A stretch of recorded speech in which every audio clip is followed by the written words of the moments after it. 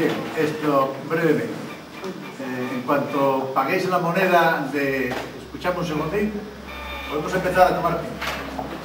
Bueno, aquí hay gente de mucho tipo. Hay gente que son militantes, hay otros que son vecinos, nada más, hay otros que son amigos, en fin, hay gente de todo tipo, por lo tanto, lo que voy a decir no es un meeting electoral, ni mucho menos. Yo, en primer lugar, les gracias a todos por la vuestra presencia, a los de amistad, a los de vecindad y, por supuesto, como no, a los de militancia. Y en segundo lugar, bueno, pues, como si fuese el párroco, bendecir el yocal, ¿no? Y esperar que la bendición sirva para que tengamos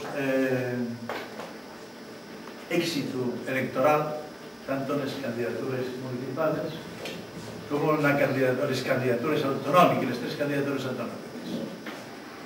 Con eso, a los que tengáis la obligación moral, que estáis aquí por la obligación moral y por la voluntad, y los que no están, evidentemente, también, ¿no?, de estar en alguna de las dos fuerzas políticas, de URAS o del PAS, bueno, pedimos el mayor esfuerzo, la mayor ilusión, transmitir ilusión, esfuerzo a los demás, y en fin, yo creo que los resultados serán buenos. En el peor de los casos, podríamos decir esa cosa que dicen los paisanos por los pueblos, ¿no?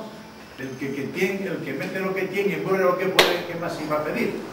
Pero espero que no sea así el caso, ¿eh? Espero que el fruto sea amplio y bueno dentro de esto. Y en la noche que estaremos aquí del 22 de mayo.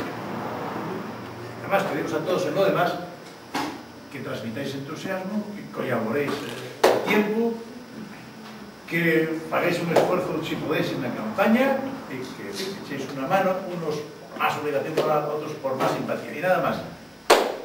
Entramos ya cuando queráis arribaros aquí a tomar este vaso.